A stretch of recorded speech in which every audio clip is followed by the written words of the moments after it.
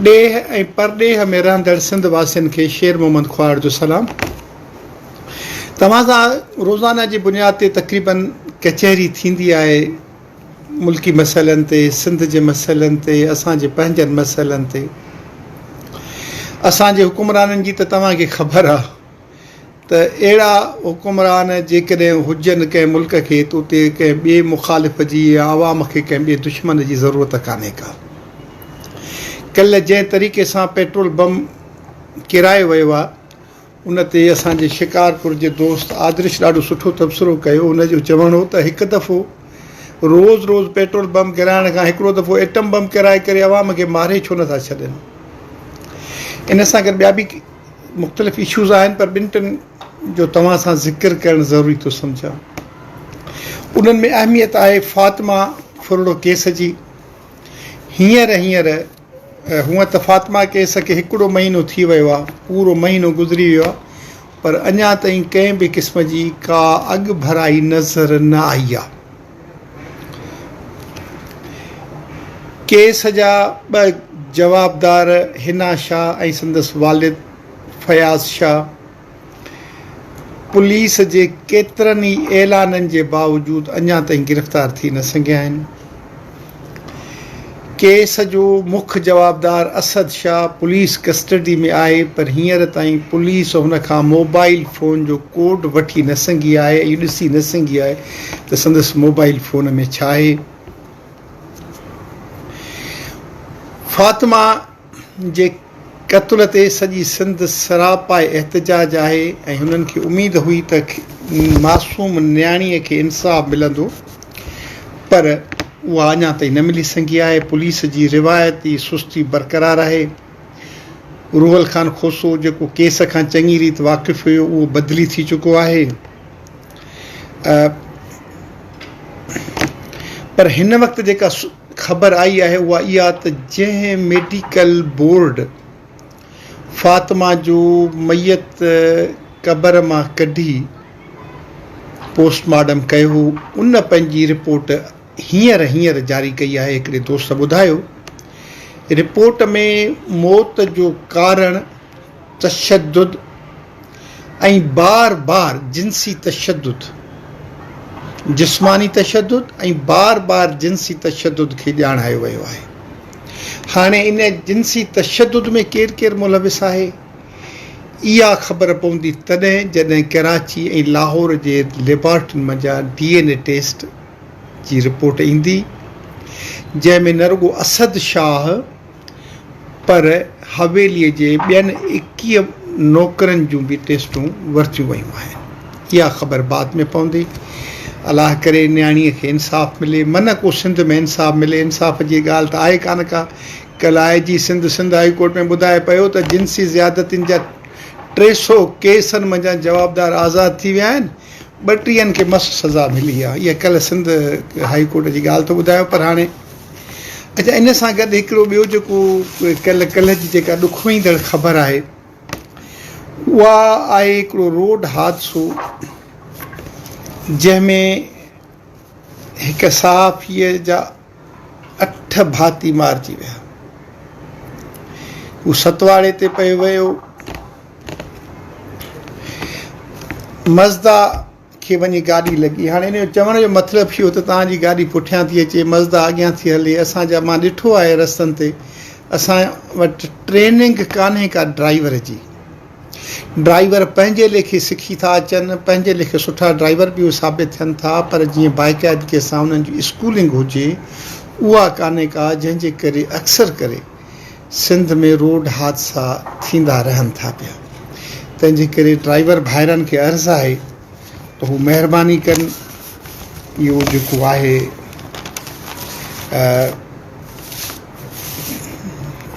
जल्दबाज़ी जे चकर में पंहिंजो ख़ानदान पाण तबाह न कनि। तव्हां ॾाढा क़ीमती आहियो, तव्हांजी ॾाढी ज़रूरत आहे क़ौम खे, तंहिंजे करे ईअं न कयो ॿेली, ख़ुदा खे मञो।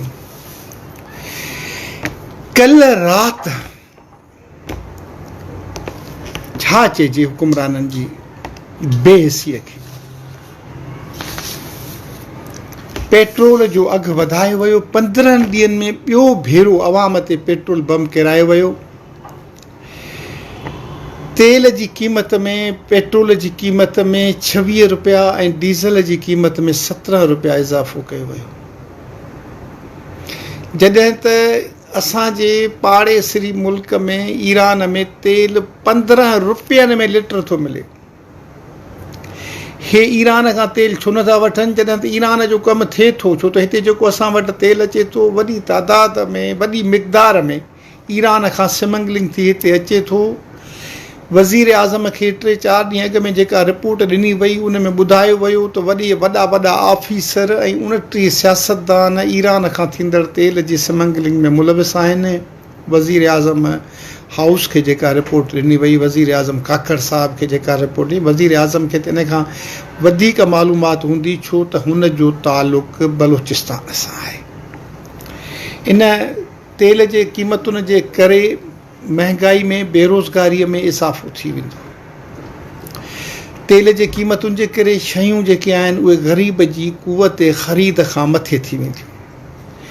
असां सिंधियुनि जी बदकिस्मती इहा आहे जो असां वटि का बि अहिड़ी तंज़ीम कान्हे का बि अहिड़ी पार्टी कान्हे का जेका असांखे ॾुखियनि हालतुनि खे मुंहुं ॾियणु ऐं मां कीअं पार पइजे ॾुखियनि हालतुनि मां, इहा असांखे ॿुधाइण लाइ का असां वटि तंज़ीम कान्हे का। ॾुख ऐं अफ़सोस जी ॻाल्हि इहा आहे जो हिन वक़्तु का बि अहिड़ी तंज़ीम कान्हे जेका असांखे ॿुधाए त बाबा जेके तव्हां कराचीअ में सिंधी रहो था, हीअ अचानक हेॾी वॾी महांगाई थी वई आहे। खीर जेको 220 रुपया हुयो किलो, उहो हाणे 240 रुपया थी वेंदो। बस जो भाड़ो जेको 80-90 रुपया हुओ उहो 120 थी वियो, हाणे 150 थी वेंदो। कराची शहर जो जेको 2-2.5 रुपया भाड़ो हूंदो उहो हाणे वधी 100-125 ते पहुतो आहे। हाणे तव्हांजा जेके बचा हुआ, जेके 500-600 हज़ार 1200 जे स्कूल में पढ़ंदा हुआ, उहे हाणे 3-4 हज़ार उन्हनि जी फ़ी थी वेंदी। उन्हनि हुकूमत त चवे थी ॿार पढ़ायो, कानून साज़ी बि करे थी, पर गुलिस्तान जोहर हेॾो वॾो लखनि जी आबादी जो इलाइक़ो आहे, हिकिड़ो बि प्राइमरी स्कूल कोन्हे को। सॼी गुलशन इक़बाल में हिकिड़ो गवर्नमेंट जो हाई स्कूल आहे, इन जा ते प्राइवेट स्कूल 100 जी तादाद में आहे। हुकूमत जो ॼणी तालीम सां वहिंवार ई कोन्हे। असांखे सिंधियुनि खे केर बि गाइड लाइन ॾियण वारो कोन्हे को। हिकिड़ो इदारो हूंदो हुयो, ॾाढो मोतबर इदारो, सिंध ग्रेजुएट एसोसिएशन, जंहिंसां सॼी सिंध जूं उमीदूं वाबस्ता हुयूं, जेको सिंध जी रहनुमाई करे रहियो हुयो। ऐं इन जी ख़ासियत इहा आई जो घटि में घटि ग्रेजुएट जेको हूंदो उहो इन इदारे जो मेंबर हूंदो। पर सिंध ग्रेजुएट एसोसिएशन बि हाणे हिकिड़ी NGO बणिजी रहिजी वई आहे। साल जी तक़रीब करणी आहे, उन में अवॉर्ड ॾियणा आहिनि, बसि ॿियो नंढड़ा नंढड़ा प्रोजेक्ट शुरू करणा आहिनि। सिंध ग्रेजुएट एसोसिएशन वटि वॾे में वॾो स्कूल आहे, मलीर वारो पब्लिक स्कूल। 2-4 महीना अॻु में, गर्मियुनि जी वेकेशन खां अॻु में, कंहिं दोस्तनि सां वञणु थियो, स्कूल जी हालत ॾिसी, सिंध ग्रेजुएट एसोसिएशन नालो आहे, उते जन दोस्तनि सां मां गॾिजी वियुसि। प्रिंसिपाल, वाइस प्रिंसिपाल ॾाढा मोतबर, ॾाढा मज़हबी, ॾाढा ज़बरदस्त क़िस्म जा इंसान, ॾाढा मेज़बान। मूं जॾहिं हुननि खां पुछियो त साईं मैट्रिक जे इम्तिहान में ॿारनि जी पोज़ीशन छा रही, त ॾुख इन ॻाल्हि जो थियो त को बि ॿारु A ग्रेड में कोन्हे आयो। वरी इन खां वधीक ॾुख जी ॻाल्हि जेका जंहिं अंदर खे रंजायो, असां जेको चवंदा आहियूं त भई सिंधी तालीम, सिंधी तालीम, सिंधी तालीम, सिंध ग्रेजुएट एसोसिएशन, सिंध जे पढ़ियल लिखियल माण्हुनि जी तंज़ीम। उते प्रिंसिपाल साहब, वाइस प्रिंसिपाल साहब जे ऑफिस में वेठा हुआसीं त 2-3 अजड़ियूं आयूं। जन अचे प्रिंसिपाल साहब सां उर्दूअ में ॻाल्हायो त साईं असां हाणे वञणु घुरियूं थियूं, मोकल खपे, हीअं खपे, उर्दूअ में सभु कुझु थींदो रहियो। प्रिंसिपाल बि सिंधी, ॿार बि सिंधी। मूं पुछियो प्रिंसिपाल साहब खां त साईं असां त सिंधी करे मरी विया आहियूं, सिंधियत जी ॻाल्हि करे, सिंधी ॿोली जी ॻाल्हि करे, तव्हांजो सिंधियुनि सिगा जो स्कूल चए हिते सिंधी ॻाल्हाइण ते बंदिश आहे, असां चऊं था ॿारनि जी उर्दू मज़बूत थिए। मूं चयोमांसि साईं असां जेके बि हिते माण्हू वेठा आहियूं, असांजूं जेके घर वारियूं आहिनि उहे त उर्दू पढ़ियल कोन्हनि की, उहे त उर्दू ॻाल्हाइनि थियूं। उर्दू त स्ट्रीट लैंग्वेज आहे, उहो त सभु को ॻाल्हाए थो न। तव्हां पंहिंजे ॿार खां उनजी क़ौमी ज़बान कीअं था खसियो। गुलिस्तान जोहर में MEF मेहरान एजुकेशन फाउंडेशन, जेका कंहिं वक़्त में अशफाक मेमन साहब वारनि जी, साईं सलीम मेमन साहब वारनि जी, जेका जितां सवें न पर हज़ारें सिंधी ॿार पढ़िया आहिनि, ॾाढो ज़बरदस्त मोतबर क़िस्म जो स्कूल।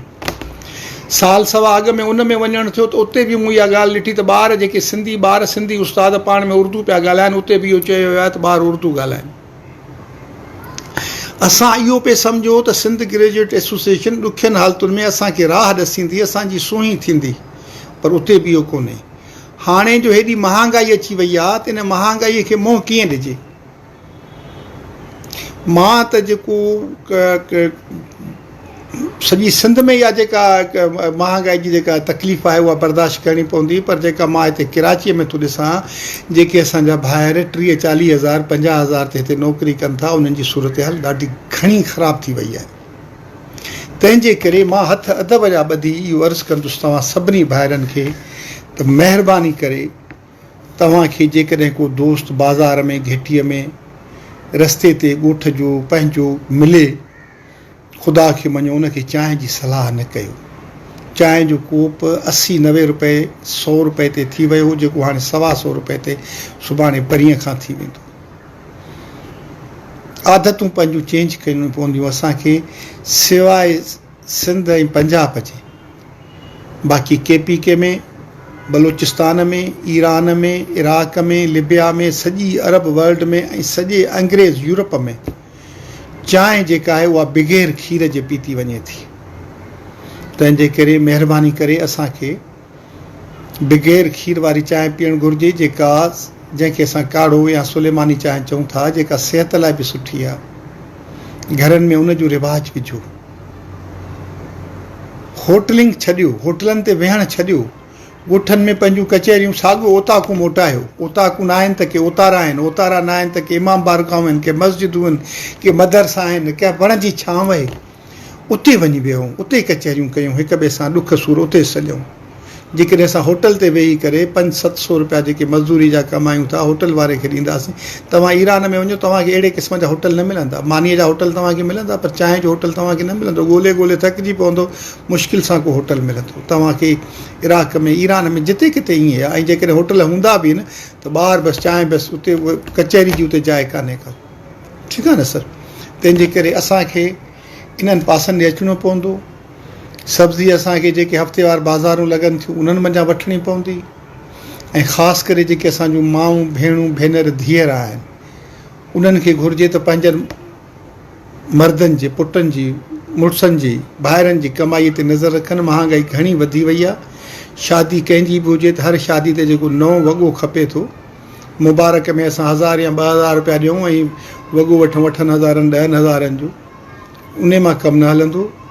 हिते मेमण आहिनि कराची में, अरबपति, करोड़पति अरबपति, पर उहे पंहिंजा निकाह मस्जिदुनि में कंदा आहिनि। शादी ते हिकिड़ी डिश कंदा आहिनि। निकाह सुन्नत आहे।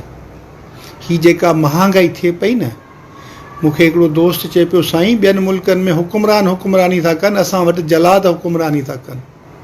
हिननि खे को अहसासु कोन्हे को त ग़रीब जेको ग़रीब अॻ में ई अटो न पियो वठी सघे। हिते कराची में जेके दस्तरखान आहिनि उते मां ॾिसां थो त जेके ॿियनि सूबनि जा माण्हू आहिनि, सुठियूं नौकरियूं कनि था, मोटर साइकिल ते चढ़ी अचे, बीहारे पासे ते मानी खाई, ऐं JDC वारा त घर लाइ बि ॾियनि था। ऐं असां सिंधी जेके आहियूं हुज़ूर शर्मी में नथा खाऊं त भई सदको असांजे लाइ हिलाल आहे, असांखे छो न खाइणु घुरिजे। इहे जेके सदको रुगो इहो आहे त सैयद गैर सैयद जो नथो खाई सघे, बाक़ी सैयद जो सदको बि गैर सैयद खाई सघे थो। हिन वक़्तु सॼी क़ौम ज़रूरतमंद थी वई आहे। केर बि क़ौम ते हथु रखण वारो कोन्हे को, केर बि पुरसां हाल कोन्हे को। वोटनि जे ॾींहंनि में असां वटि ईंदा, भाकुर बि पाईंदा, ताज़ियतूं बि कंदा, सभु ॻाल्हियूं कंदा। पर हिन वक़्तु जंहिं हालत मां असां गुज़रूं था, जेके सिंधी ख़ासि तौर ते असां गुज़रूं था, उन असांखे मारे छॾियो आहे। कल्ह हिकिड़ो छापो लॻो आहे हिते बल्दिया टाउन में, रेंजर्स हिकिड़े गोदाम मंझां 1,40,000 खंड जूं बोरियूं हथु कयूं आहिनि, जंहिंजी रक़म मार्केट में 1 अरब खां वधीक आहे। अहिड़ी तरीक़े सां घोटकी ऐं ॿियनि ज़िलनि में 1000 कणिक जूं बोरियूं ऐं भाण जूं बोरियूं हथु आयूं आहिनि। प्रेस रिलीज़ में इहो चयो त ज़ब्त कयूं आहिनि, भई ज़ब्त न थींदियूं आहिनि।